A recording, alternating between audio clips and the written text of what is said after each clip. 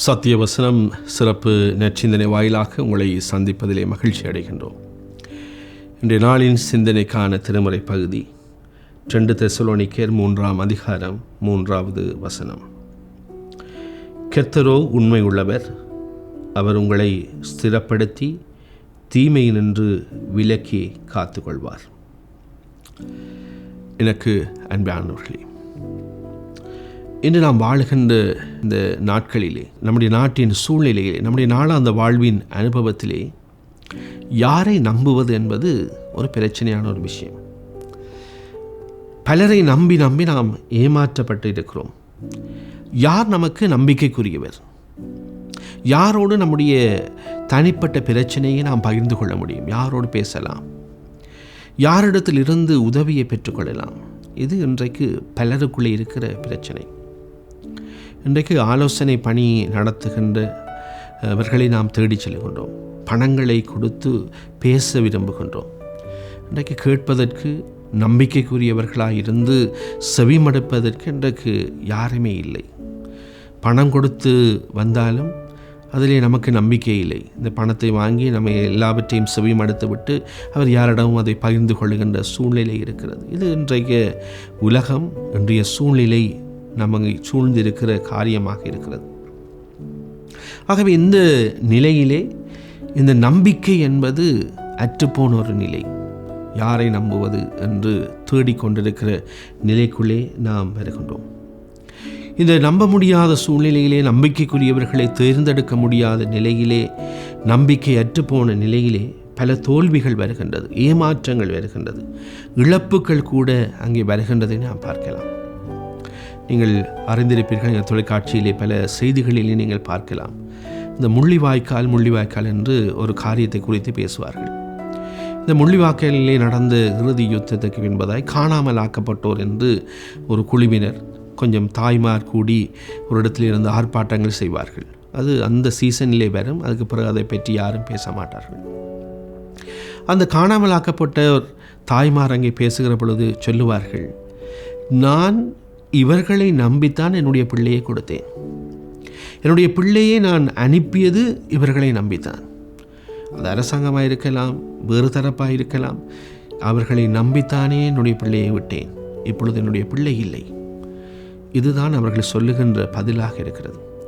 ஆகவே நாங்கள் நம்பி கொடுத்தோம், நாங்கள் நம்பித்தான் இருந்தோம், நாங்கள் நம்பித்தான் அவர்களை அனுப்பி வைத்தோம், ஆனால் அவர்கள் இல்லை. ஆகவே இந்த நம்பிக்கையற்ற நிலை எவ்வளவு பாரதூரமான ஒரு விளைவை கொண்டு வந்திருக்கிறது, எவ்வளவு இழப்பை அது கொண்டு வந்திருக்கிறது, எவ்வளவு கண்ணீரை கொண்டு வந்திருக்கிறது, எவ்வளவு தோல்வியை, துக்கத்தை வருவித்திருக்கிறது.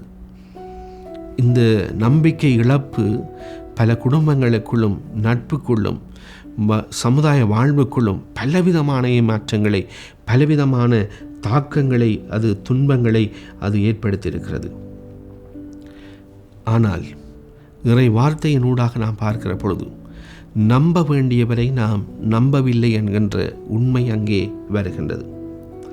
இந்த வசனத்தை பொது மொழிபெயர்ப்பு விதமாய் சொல்லுகின்றது. ஆண்டவர் நம்பிக்கைக்குரியவர், அவர் உங்களை உறுதிப்படுத்தி தீயோனிடமிருந்து காத்தருள்வார் என்று சொல்லுகின்றார். ஆண்டவர் நம்பிக்கைக்குரியவர், ஆண்டவர் உண்மை உள்ளவர் என்ற ஒரு சத்தியத்தை இறை வார்த்தை சொல்லுகின்றது.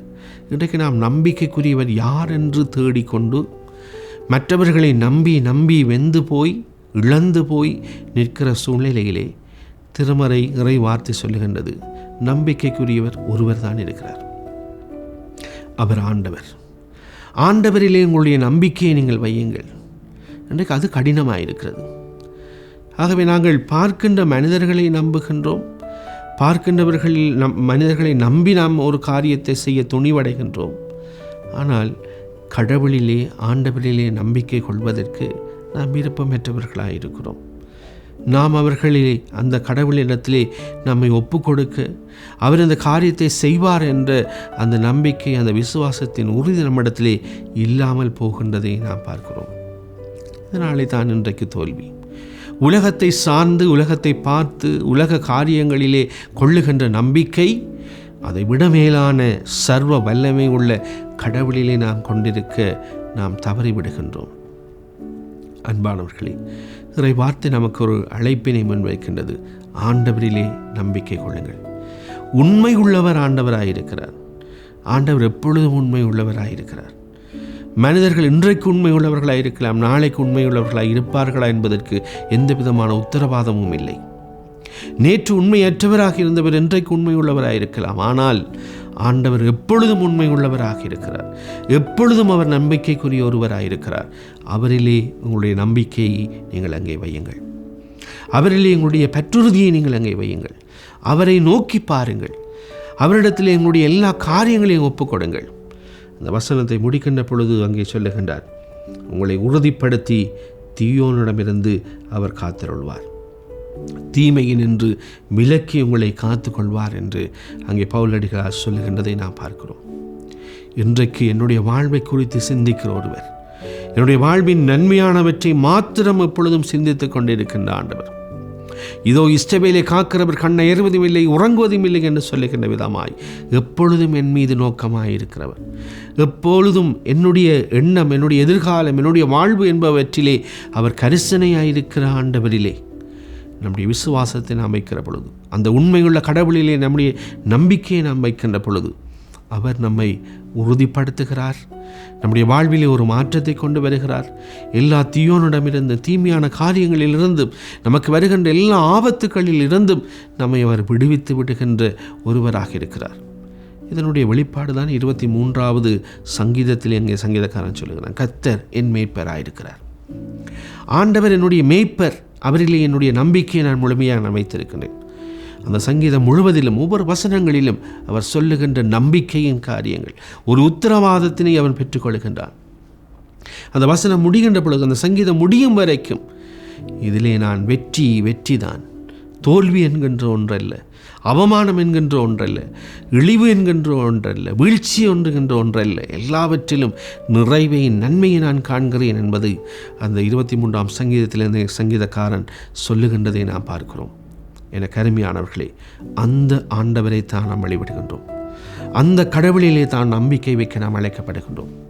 நம்முடைய நம்பிக்கையை, நம்முடைய விசுவாசத்தை நம் உண்மையுள்ள கடவுளாக இருக்கிற நம்முடைய ஆண்டவரிலே நாம் வைப்போமாக.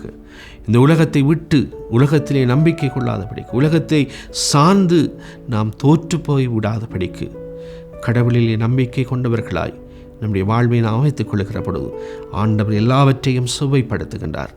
நல்வழியிலே நம்மை நடத்தி செல்கின்றார், நம்மை காக்கின்றார். நமக்கு ஒரு நிலையான வாழ்வை, நிம்மதியான வாழ்வை, திருப்தியான வாழ்வை முழுமையாக நமக்கு தருகின்றார். நம்முடைய நம்பிக்கையையும் விசுவாசத்தையும் நம்முடைய ஆண்டவரிலே நாம் வைப்போமாக.